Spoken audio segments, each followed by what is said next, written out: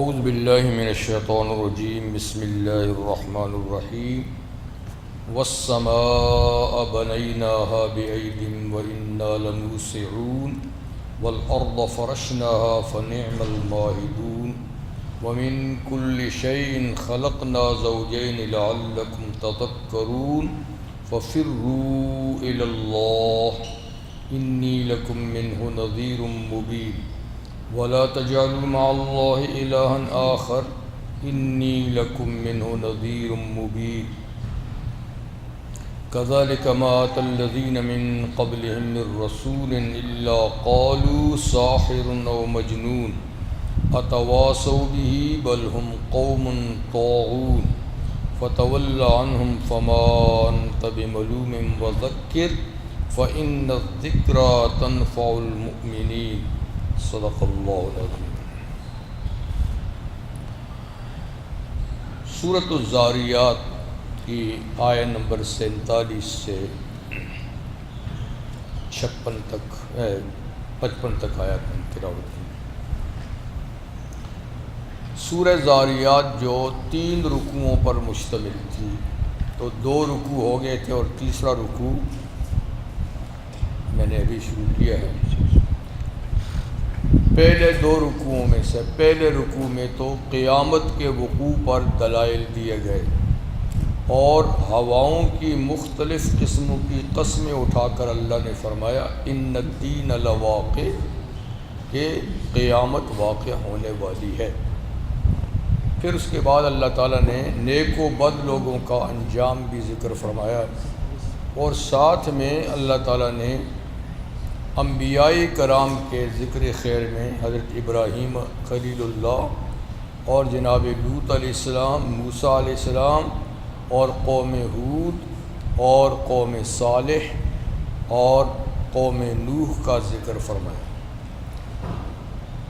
عبرت کے لیے کہ ان لوگوں کا انجام کیا ہوا، جس میں حضرت ابراہیم علیہ السلام کا تو عبرت کے لیے نہیں، وہاں تو نعمت کا ذکر ہے کہ فرشتے خوشخبری لے کر آئے تھے، لیکن باقی قوموں کی سزاؤں کا ذکر ہے کہ اللہ تعالیٰ نے ان کو عبرت کا نشان بنایا دنیا میں۔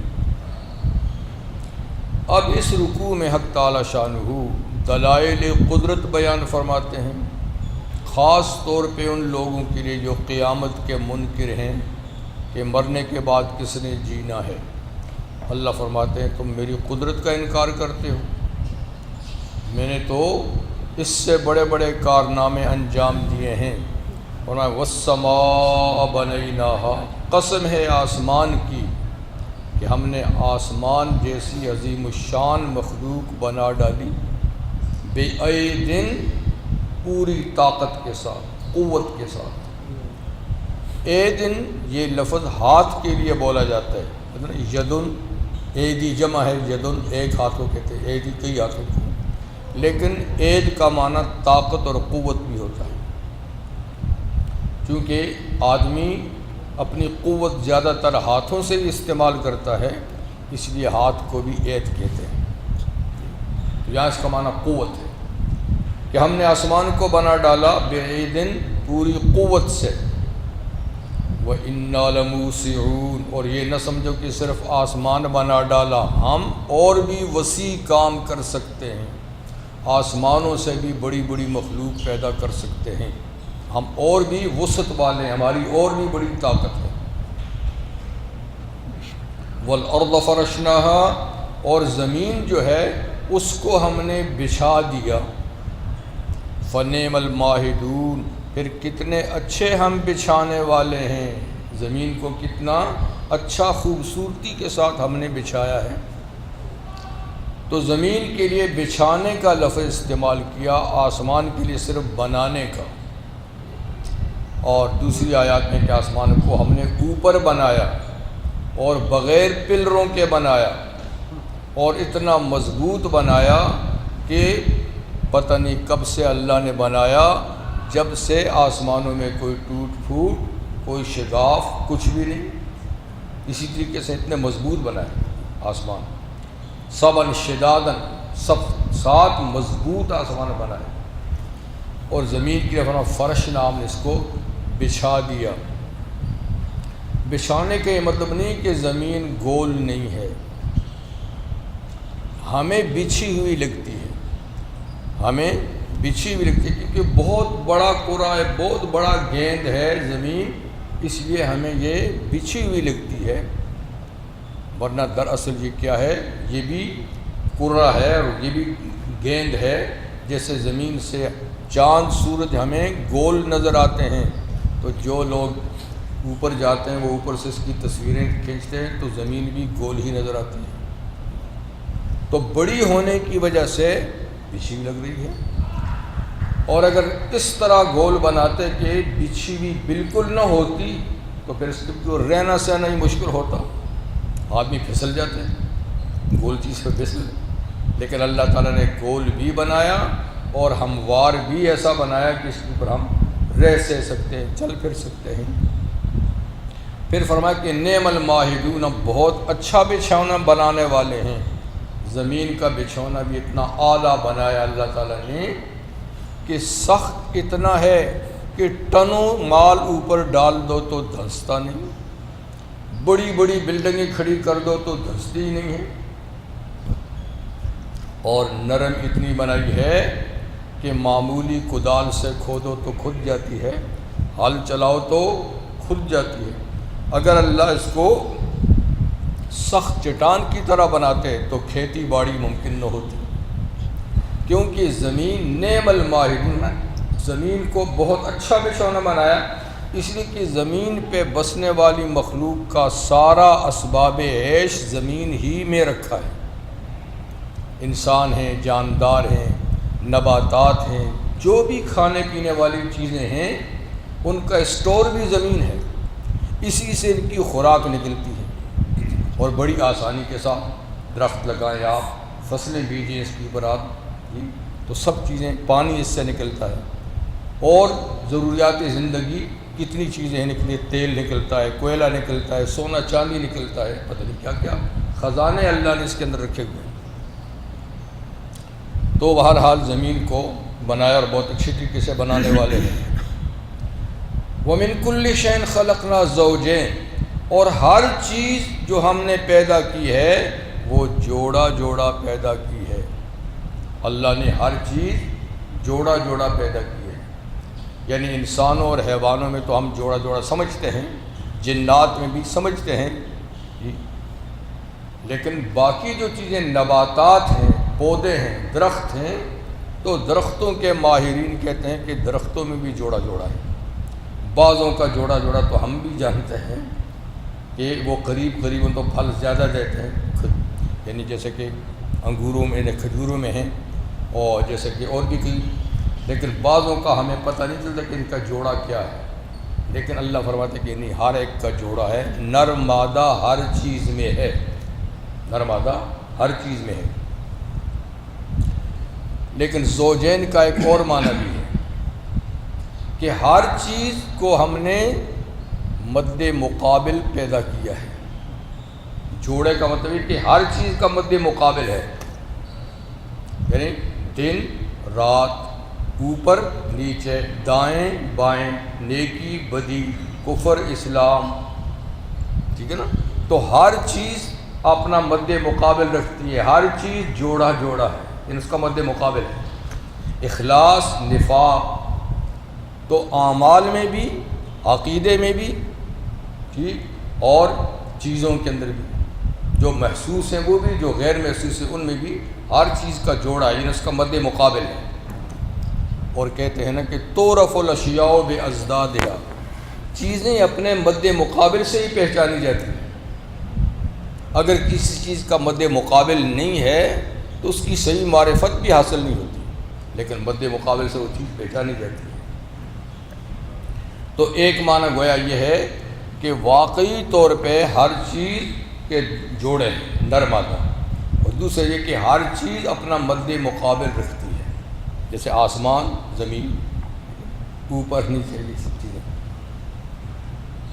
لعلکم تذکرون، یہ سب کچھ اس شان سے اس لیے بنایا تاکہ تم اس سے نصیحت حاصل کرو، یہ نصیحت کے لیے ہے۔ اب اللہ فرماتے ہیں کہ یہ تو ہماری قدرت ہے، لہذا ففروا الی اللہ، سو بھاگو اللہ کی طرف، باقی چیزوں کو چھوڑو اور اللہ کی طرف بھاگو، اس کی طرف آؤ، اس کو یاد کرو، اس کے سامنے سجدہ ریز ہو، اس کے سامنے دست بدعا ہو۔ ففروا الی اللہ انی لکم منہ نذیر مبین، بے شک میں اے لوگوں تمہارے لیے اللہ کی طرف سے کھلم کھلا ڈرانے والا ہوں کہ اللہ کی طرف بھاگ کے نہ آئے تو شدید ابتلا میں، آزمائش میں پڑو گے، عذاب میں پڑو گے۔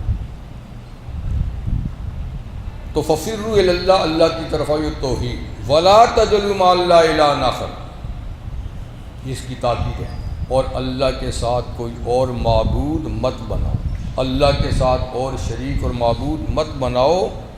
پھر فرمائے انی لکم منہ نذیر مبین، میں تمہارے لیے کھلم کھلا ڈرانے والا ہوں۔ مطلب کہ اس کا بہت برا انجام ہوگا اگر اللہ کے ساتھ کوئی اللہ کا مقابل، اس کا شریک تم نے ٹھہرایا، اس لیے کہ اس سے بڑا جرم کوئی نہیں۔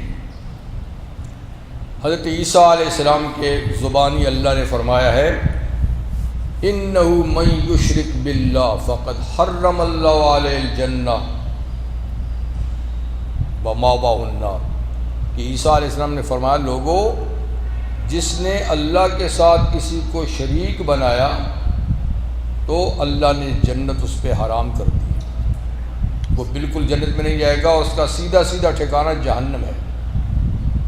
یہ حضرت عیسیٰ علیہ السلام کی زبانی اللہ نے سورۃ المائدہ میں لفظ ہے، اور سورۃ النساء میں فرمایا ہے کہ اللہ ہر گناہ کو معاف کر دیں گے مگر شرک کو معاف نہیں کریں گے۔ شرک کے علاوہ توبہ سے تو ہر گناہ معاف ہوتا ہے، شرک بھی معاف ہوتی ہے، لیکن توبہ کے بغیر بھی اللہ جس گناہ کو چاہیں گے معاف کر دیں گے، مگر کوئی شرک کرتا ہوا مرا تو اس کے لیے شرک بغیر توبہ کے معاف نہیں۔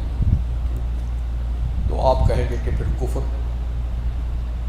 تو کفر بھی دراصل شرک ہے، کفر بھی دراصل شرک ہے، نفاق بھی دراصل شرک ہے، الحاد بھی دراصل شرک ہے۔ تو شرک کسی قسم کا بھی ہوگا وہ اللہ اس کو معاف نہیں فرمائے گا، چاہے اللہ کی ذات میں ہو کہ ایک کے بجائے 2-3 خدا مان لیے، اللہ کی کسی صفت میں ہو کہ وہ رحمان ہے تو فلاں بھی رحمان ہے، کبھی معاف نہیں ہوگا۔ اللہ کی عبادت میں شراکت ہو کہ سجدہ اس کے لیے بھی جائز ہے، اس کے لیے بھی جائز ہے، نظر اس کی بھی جائز ہے، اس کی بھی جائز ہے، کبھی معاف نہیں ہوگا۔ تو کسی قسم کا شرک جو ہے نا وہ معاف نہیں ہوگا۔ اگر توبہ کیا بغیر آدمی مر گیا تو سیدھا ٹھکانہ اس کا جہنم ہے۔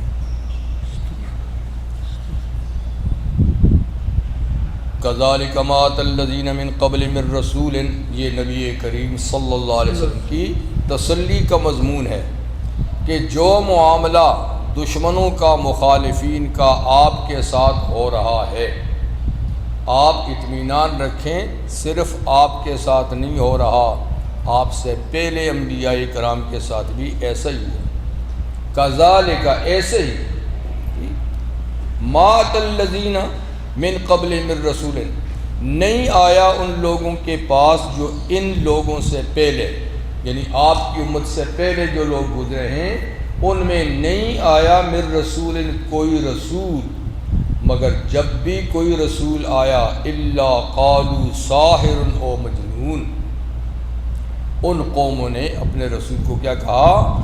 یہ تو جادوگر ہے، یا یہ تو دیوانہ ہے، یا فلاں فلاں فلاں، ان پہ الزامات کی بوچھاڑ کر دی اور ناشائستہ باتیں ان کی طرف منسوب کیں، جیسے آپ کو کہہ رہے ہیں پہلے انبیاء کرام کو بھی ان باتوں سے سابقہ پڑا، اس لیے آپ پریشان نہ ہوں۔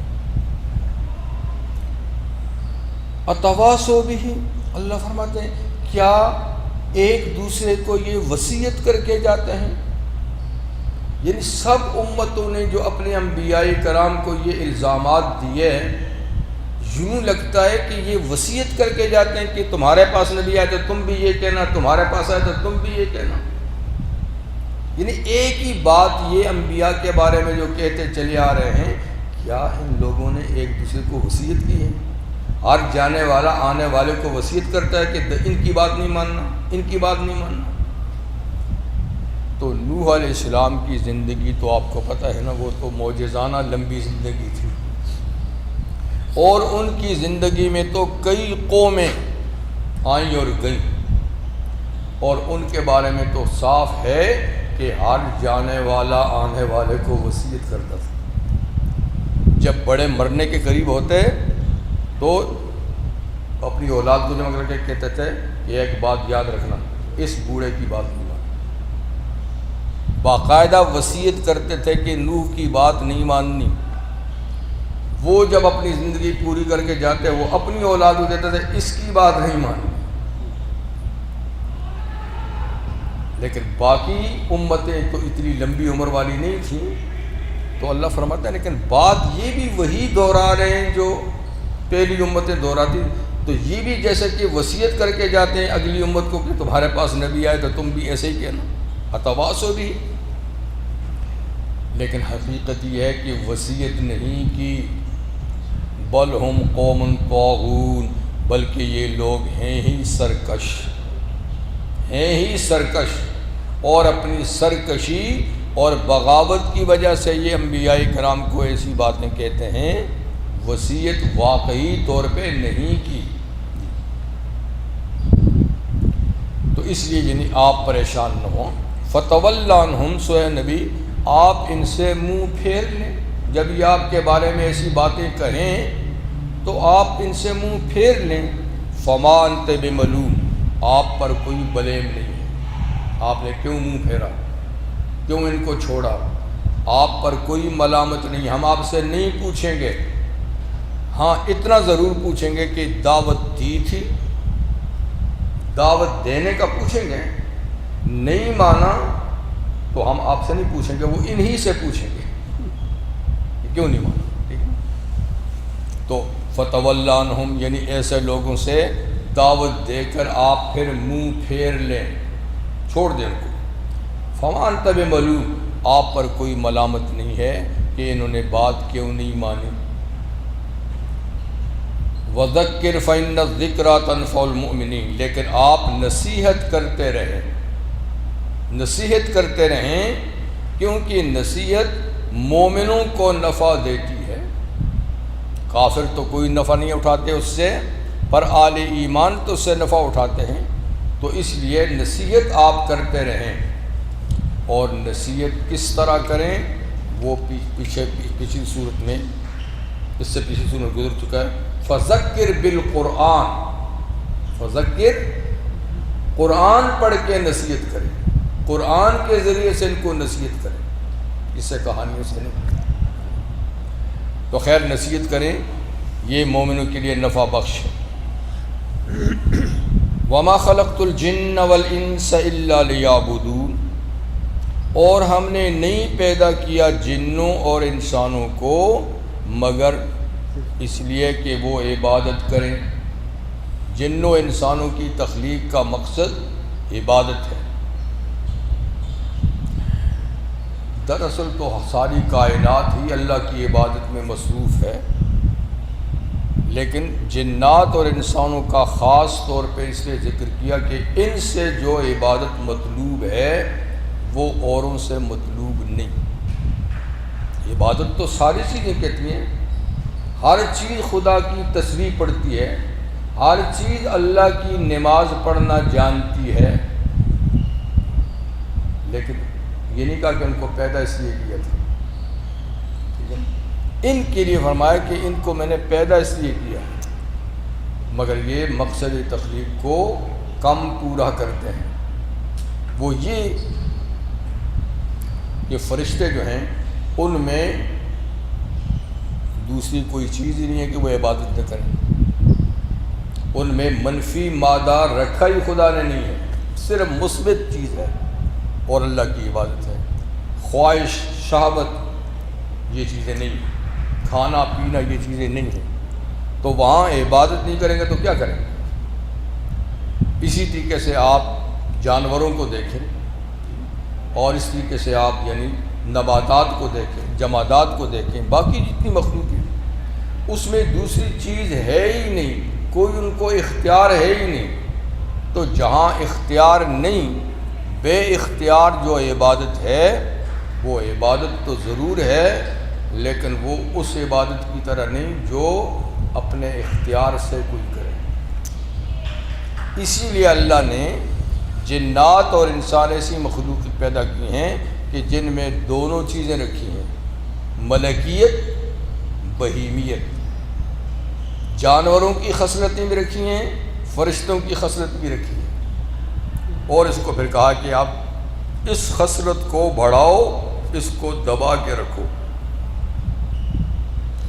اختیار دیا ہے۔ اب جو لوگ ملکیت کو بڑھاتے ہیں عبادت میں مصروف ہیں، ٹھیک ہے، یہ نہیں کہ انہوں نے پیٹ کاٹ دیا ہے وہ دنیا میں نہیں رہتے ہیں، وہ بھی کرتے ہیں، لیکن وہ عبادت جو مقصد تخلیق ہے اس کو، اور کچھ لوگ ہیں جو پیٹ ہی کو سب کچھ سمجھتے ہیں، شہوت ہی کو سب کچھ سمجھتے ہیں، تو وہ اس طرف نہیں آتے۔ تو اختیار دیا ہے کہ یہ دونوں چیزیں ہیں، اس کو غالب کرو، اس کو مغلوب کرو۔ اب جو اپنے اختیار سے اس کو غالب کرے گا، اس کو مغلوب کرے گا، اس کی عبادت کی شان کچھ اور ہے، اور جس کے پاس یہ چیز ہے ہی نہیں ہے، ایک ہی چیز ہے، وہ عبادت نہ کرے گا تو کیا کرے گا؟ ٹھیک ہے نا؟ تو اس لیے باقی مخلوق کی عبادت نافرمانی نہیں، عبادت ہے، مگر وہ نہ کریں تو کیا کریں؟ چارہ ہی نہیں۔ انسان اور جن کریں نہ کریں، ان کے پاس دونوں چیزیں ہیں اور اختیار بھی ہیں۔ تو اس لیے فرمایا کہ ان کو پیدا تو عبادت کے لیے کیا ہے، لیکن دوسرے چیزیں بھی ان کے اندر رکھی ہوئی ہیں۔ اب دیکھیے کہ یہ ادھر آتے ہیں یا ادھر جاتے ہیں، اور یہی ہاں انسان کو جنوں اور شیطانوں سے بھی زیادہ اشرف المخلوقات ہے نہ، انسان اشرف المخلوقات ہے، جنات کے مقابلے میں تو بہت، بلکہ انسان کا مقام تو اگر وہ عبادت کرے گا تو فرشتوں سے بھی آگے ہے، فرشتوں سے بھی آگے ہے اگر وہ مقصد تخلیق کو پورا کرتا ہے۔ لیکن انسانوں میں بنسبت جنات کے وہ منفی مادہ کم ہے، ان میں منفی مادہ زیادہ ہے، شیطنت ان میں زیادہ ہے، اس لیے ان میں سرکشی زیادہ ہے، اچھے کم ہیں، بد زیادہ ہے۔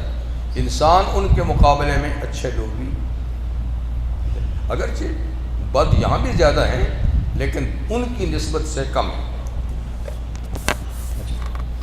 تو جنوں اور انسانوں کو ہم نے یعنی عبادت کے لیے پیدا کیا ہے۔ تو میں نے کہا ایک عبادت ہے اختیاری، ایک غیر اختیاری، فرشتوں کی، باقی مخلوق کی غیر اختیاری ہے، لہذا اس کا اتنا وزن نہیں، اور جو اپنے اختیار سے منفی مادے کو دبا کر کرے گا، اس کی ویلیو اور قیمت اللہ کے ہاں زیادہ ہے، اس کی زیادہ ہے۔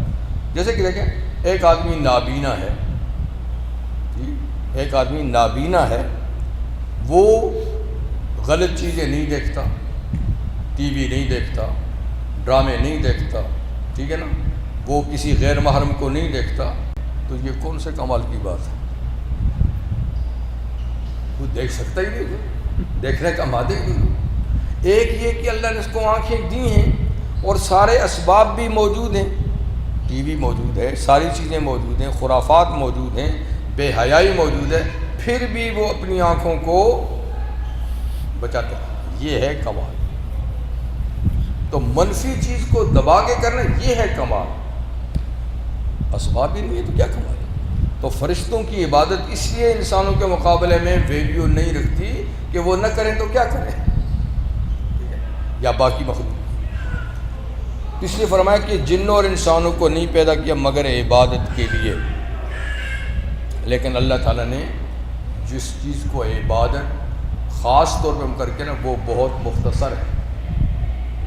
جیسے نماز ہے، ٹھیک ہے، تو نماز کتنی پڑھتے ہیں ہم دن میں؟ 5، اور 5 نمازوں میں کتنا وقت خرچ ہوتا ہے؟ 5 نمازوں پہ آپ وضو بھی کریں اور نماز بھی پڑھیں ساری 5 نمازوں پر ٹوٹل کتنا ٹائم؟ 2-2.5 گھنٹے خرچ ہوئے زیادہ سے زیادہ، جو فرض نمازیں، ٹھیک ہے نا۔ رمضان کے مہینہ وہ تو سال کے بعد آتا ہے، 1 مہینہ آتا ہے۔ حج صاحب ثروت پہ ہے، زکوٰۃ صاحب ثروت پہ ہے، تو کتنی عبادت ہے جو لازم اور فرض ہے۔ جہاد فرض ہے مگر وہ تو پتہ نہیں ہم لوگوں کی قسمت کے لیے ہے کہ نہیں ہے۔ تو جو فرائض اللہ نے عبادت مقرر کی ہیں بہت مختصر ٹائم، باقی سارا وقت ہمارے لیے فری چھوڑا ہوا ہے۔ تو پیدا تو عبادت کے لیے کیا ہے، لیکن جو عبادت لازم قرار دی ہے کہ یہ کرنی ہے، اس کے لیے بہت کم وقت، باقی وقت ہمارا فری ہے۔ لیکن اس کے باوجود بھی کتنے لوگ ہیں جو اس مختصر وقت میں اللہ تعالیٰ کے وہ مقررہ فرائض انجام دیتے ہیں؟ بہت کم۔ تو نہیں پیدا کہ ہم نے جن انسانوں کو مگر عبادت کے لیے۔ اچھا، پھر آگے یہ ہے کہ اچھا جی اور بھی تو کسب معاش بھی ہے، اور حقوق بھی ہیں، اور کئی معاملات بھی ہیں، تو دراصل یہ ساری چیزیں بھی عبادت میں شامل ہیں۔ یعنی کسب معاش، حلال روزی، طلب الحلال فریضۃ بعد الفریضہ، ان فرض عبادات کے بعد جو ٹائم بچتا ہے اس میں رزق حلال طلب کرنا بھی فرض ہے، بعد الفریضہ۔ بعد الفریضہ یہ نہیں کہ اس فریضے کے وقت بھی تو آپ دکان کھول کے بیٹھ جائیں، کاروبار شروع کر دیں۔ اذا نودی للصلاۃ میں یوم الجمعہ فاسعوا الی ذکر اللہ وذروا البیع، جمعے کے دن بالخصوص جب نماز کے لیے پکارا جائے، اذان ہو، تو چل پڑو اللہ کے ذکر کے لیے، نماز خطبے کے لیے چل پڑو، اس کام میں لگ جاؤ۔ وذروا البیع، خرید و فروخت اور معاملاتی زندگی کو چھوڑ دو، سٹاپ کر دو۔ اتنا وقت، کوئی اس وقت بھی یہ کام کرے گا تو حرام ہے، اس وقت بھی کرے گا تو حرام ہے۔ بعض اہل علم کہتے ہیں جمعے کی اذان ہو گئی اور نکاح بھی تو عبادات میں سے ہے، کوئی نکاح پڑھانے بیٹھ گیا تو کہتے ہیں وہ نکاح ہی نہ ہوا، اس لیے کہ اب حکم یہ کہ نماز کے کام کے علاوہ وضو ہے، کپڑے بدلنے ہیں، غسل کرنا ہے، خوشبو لگانی ہے، ان کاموں کے علاوہ کوئی کتاب، دینی کتاب ہی کیوں نہ اٹھا کے پڑھے، یہ بھی منع ہے۔ لیکن کیا اذان سے لے کر کب تک؟ نماز تک۔ فَإِذَا قُضِيَتِ الصَّلَاةُ، جب نماز کا سلام پھر جائے، فَانْتَشِرُوا فِي الْأَرْضِ، اب گھر میں جا کے سو نہیں، زمین میں پھیل جاؤ، وَابْتَغُوا مِنْ فَضْلِ اللَّهِ، اور وہ دوسرا فریضہ جو رزق حلال طلب کرنا ہے اس میں لگ جاؤ۔ تو وہ بھی ایک ڈیوٹی ہے، اپنی جان بچانا بھی فرض ہے۔ تو جان کس سے بچے گی؟ کھانے پینے کے سامان ہوگا تو۔ اپنا پردہ پوشی بھی فرض ہے، کپڑا کہاں سے لائیں گے؟ کچھ کمائیں گے تو۔ یہ بیوی بچوں کے حقوق ہیں، یہ سارے فرائض تو ہیں، لیکن ان فرائض کے بعد ان کا ٹائم ہے تو سب چھوڑ دو، یہ فرض ہو جائے چلو۔ اس طرح مسلمان کی زندگی کوئی بھی عبادت سے خالی نہیں، بشرطے کہ وہ قرینے اور ترتیب سے ہر حکم پورا کرتا رہے سب۔ لیکن اگر بے ڈھنگی زندگی ہوگی، نماز نہیں پڑھی، روزہ نہیں رکھا، میں تو فلاں کام کر رہا تھا، میں تو فلاں کام کر رہا تھا، او جی یہ بھی تو خدمت خلق ہے، کہتے ہیں یہ بھی خدمت خلق، ارے وہ خدمت خلق ہے لیکن اس کا ٹائم الگ ہے۔ تو ہر چیز کو اس کا وقت دے تو ہر چیز عبادت ہے، نہیں دیں گے اس کا وقت اس کو، اس کا وقت اس کو، تو کچھ بھی نہیں ہوگا۔ ٹھیک ہے، فرمایا کہ سب سے اہم بات جس میں لوگ الجھے ہوئے وہ روزی ہے۔ تو جی کھانا پینا بھی ہے، فلاں فلاں بھی ہے۔ اللہ فرماتا ہے ما ارید منہم من رزق، میں ان سے رزق کا ارادہ نہیں رکھتا کہ یہ روزی کما کر دے، میں ان سے، ان کو روزی کمانے کے لیے پیدا نہیں کیا، ان سے میں روزی کا ارادہ نہیں رکھتا۔ وما ارید ان یطعمون، اور میں یہ بھی ارادہ نہیں رکھتا کہ یہ دوسروں کو کھلائے. ٹھیک ہے، مطلب کہ یہ ڈیوٹی ضرور ہے، یہ ضرور ہے، خود بھی کھائیں دوسروں کو بھی کھلائیں، اس کے لیے کمائیں، مگر اپنے ٹائم سے.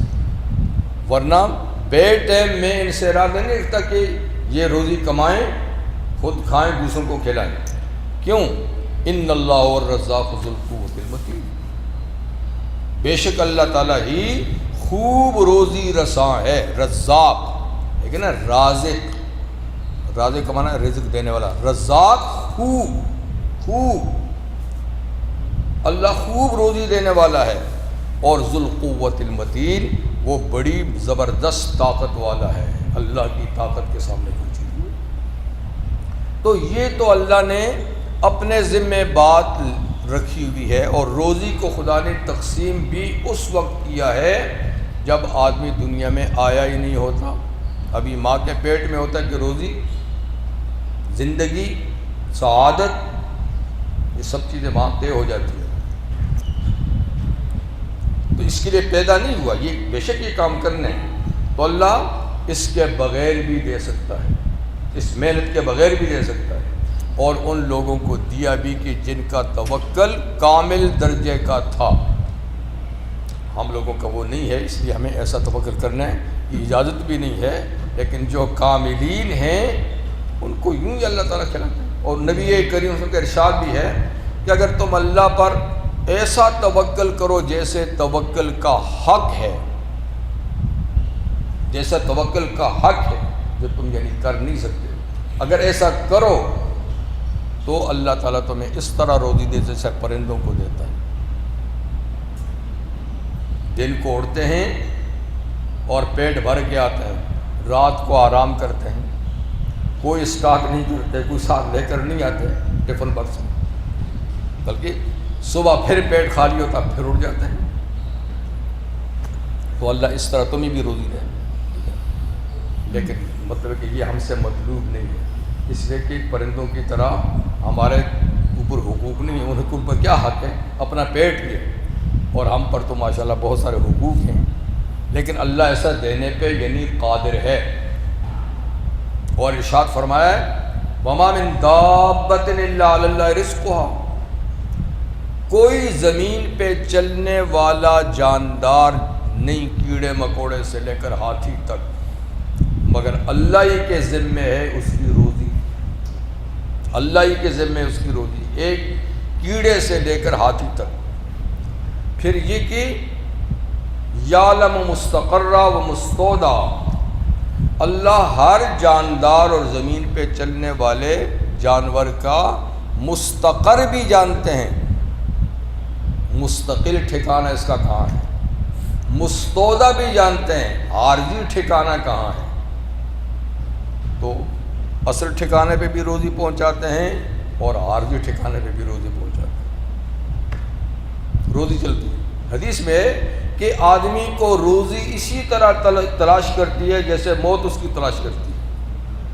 جیسے موت اس کے پیچھے بھاگی چلی جا رہی ہے، تلاش کرتی ہے، اور جہاں موت کا وقت آئے وہاں پر پکڑ لے گی، ایسے روزی بھی بندے کے پیچھے جاتی ہے، اس کو تلاش کرتی ہے.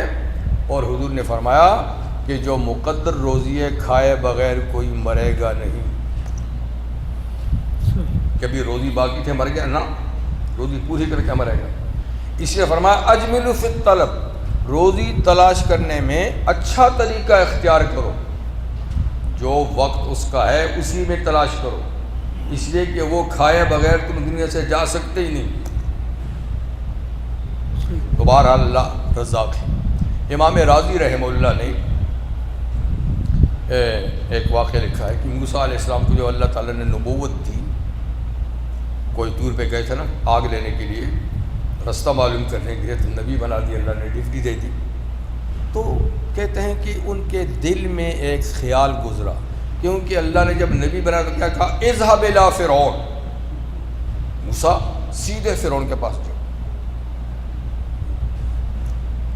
کہتے دل میں خیال آیا کہ اللہ نے سیدھا فرعون کے پاس جانے کا کہا ہے، تو بیوی تو رستے میں بیٹھی ہوئی ہے، ان کو تو میں رستے میں چھوڑ کے آیا ہوں، جنگل میں چھوڑ کے آیا ہوں، ان کے بارے میں نہیں کہا کہ ان کو ساتھ لے کر جاؤں یا ان کو واپس لے کے چھوڑ کے جاؤں، یا تو ہوں وہ بیچاری کیا کرے گی، خیال گزرا تو اللہ تو خیال بھی جانتے، یعلم ما توسوس بہ نفس، تو اللہ نے فرمایا کہ موسیٰ یہ لاٹھی ذرا اس پتھر پہ مار، پتھر پہ لاٹھی ماری تو اوپر سے چھلکا پتھر کا اترا، خول تھا، خول ہٹ گیا، اندر دوسرا پتھر ہے، کہا اس میں بھی مار، اس پہ مارا، اس کے اوپر بھی خول تھا، وہ اتر گیا، اندر ایک اور انڈے کی طرح دوسرا ہے، تو پتھر پہ پتھر، کہا اس پہ بھی مار، اس پہ لاٹھی ماری تو وہ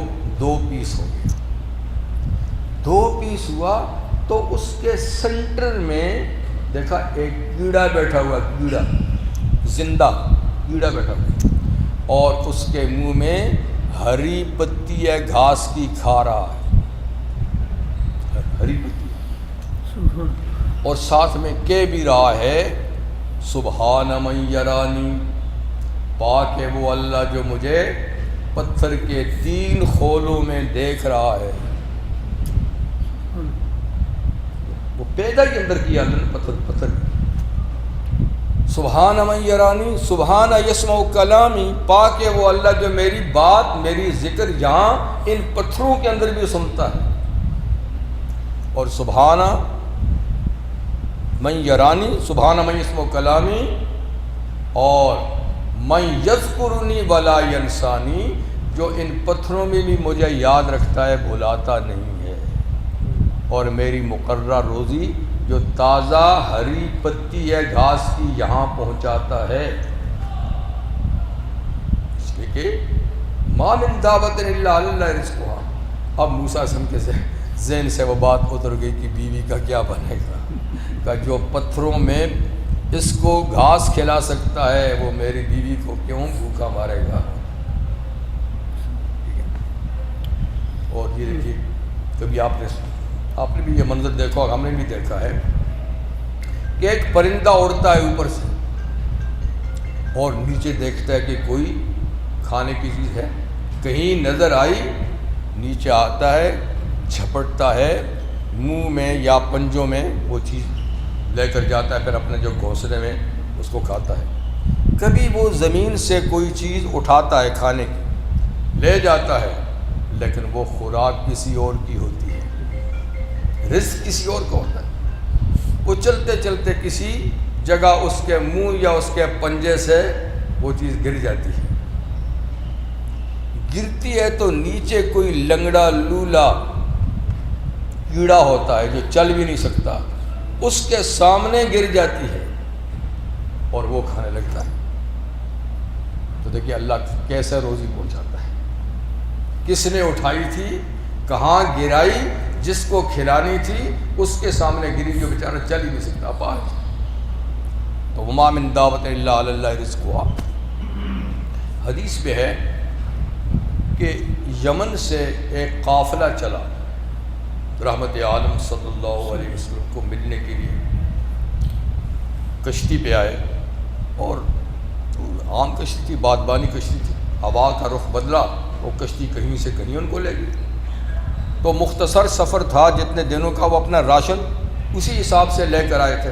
اب جب کشتی کا رخ بدل گیا اور ہوا اس کو کہیں سے کہیں لے گئی تو بڑی مشکل ہوئی کشتی والوں کے لیے، پتہ نہیں کتنا گھوم پھرنے کے بعد پھر وہ مدینہ کے قریب آئے اور کشتی سے اترے، بھوک سے نڈھال ہو گئے کیونکہ راشن تو کم ختم ہو گیا، دن زیادہ لگ گئے، اترے تو اب چلنے کی سکت نہیں ہے، مدینہ تک جائیں کیسے جائیں، پیدل جانا بھی ہے۔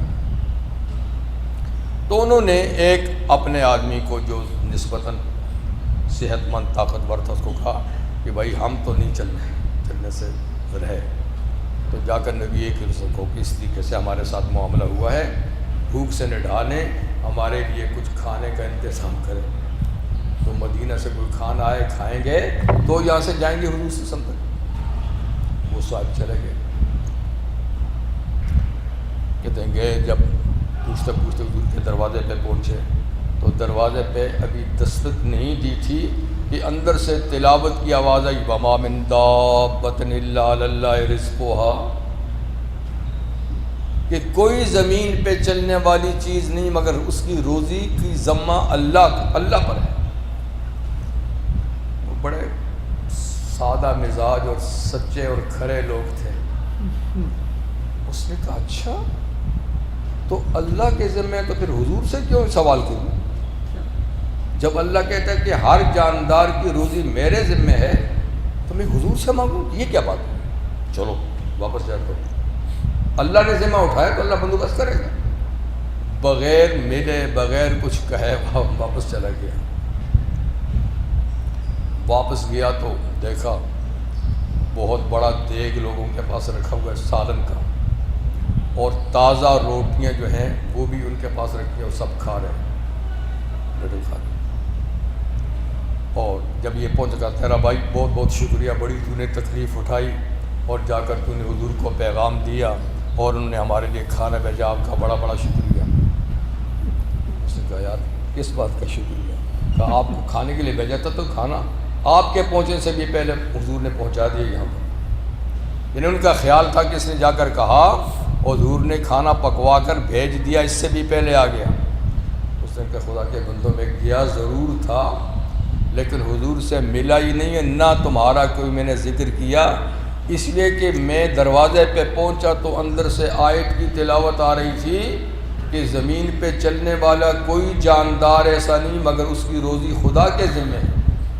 تو میں نے کہا جب اللہ کے ذمہ ہے تو میں حضور کو کیوں کہوں، میں تو واپس آ گیا۔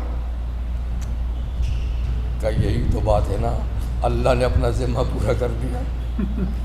جب تیرا اتنا بڑا مستحکم ایمان تھا تو یہ پھر غیب سے اللہ ہی نے انتظام کر لیا۔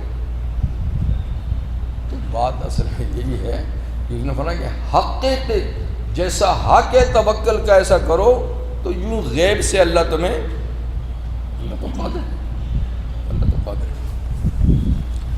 اللہ تعالیٰ نے فرمایا کہ میں تم سے جس روزی کی طلب اور تلاش میں تم میری عبادت نہیں کرتے ہو تو تمہیں پتہ چلنا چاہیے کہ میں نے تم کو اس لیے پیدا نہیں کیا، اگر کہ یہ تمہارے فرائض میں ہے لیکن اس لیے پیدا نہیں کیا،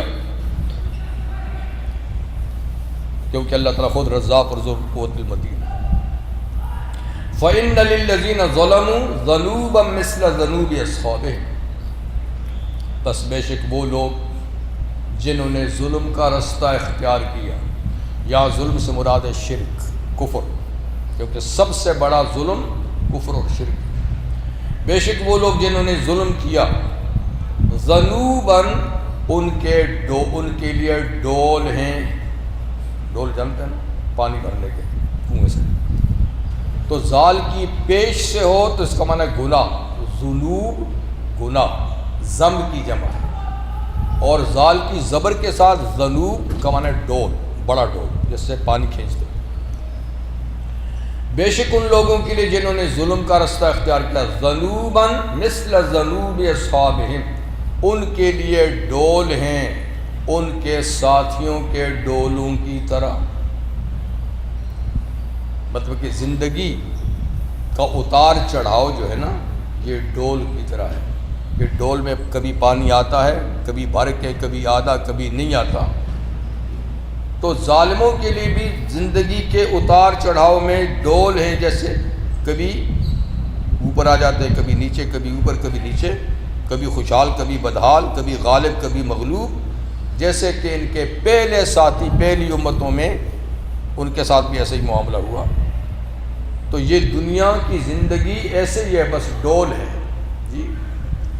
فلا یستعجلون، سو یہ جزائے عمل کو جلدی نہ مانگیں کہ اگر ہم غلط ہیں تو ہمیں سزا کیوں نہیں ملتی، ہم غلط ہیں تو ہمیں ہماری روزی بند کیوں نہیں ہوتی۔ اللہ فرماتا ہے یہ تو ڈول ہے، اور اللہ کے یہاں مہلت کا ایک قانون ہے، وہ جلد بازی نہیں کرتے، وہ بڑا وقت دیتے ہیں، مجرموں کو بھی بڑا وقت دیتے ہیں۔ تو یہ اس سے سمجھتے ہیں کہ نہیں ہم کھاتے پیتے ہیں، ہم خوشحال ہیں، ہم امن میں ہیں، لہٰذا خدا ہم سے خوش ہے، تو وہ غلط رستے پہ چل پڑتے ہیں۔ تو فرمایا اللہ سے یہ جلدی عذاب مانگتے ہیں تو جلدی نہ مانگیں، یہ زندگی کے ڈول چلتے ہیں، آخر میں پتہ چلے گا۔ فویل للذین کفروا من یومہم الذی یوعدون، سو خرابی ہے ان لوگوں کے لیے جنہوں نے کفر کیا اس دن جس دن کا ان سے وعدہ کیا گیا ہے، یعنی قیامت کا دن جب آئے گا تو ان کے لیے بڑی خرابی ہوگی، اور پھر ساری خوشیاں ان کو بھول جائیں گے، کہیں گے ہم دنیا میں ایک لمحہ رہے تھے، ایک دن رہے تھے، ہم نے کچھ دیکھا ہی نہیں۔ حدیث میں ہے کہ جس شخص نے پیدا ہونے سے لے کر موت تک خوشیاں ہی دیکھی، کبھی غم کبھی دکھ نہیں دیکھا، جب جہنم میں ایک غوطہ لگے گا تو ساری خوشیاں بھول جائے گا کہ میں نے کبھی خوشی دیکھی۔ اور جس شخص نے پیدا ہوتے ہی موت تک غم اور دکھ ہی دیکھے،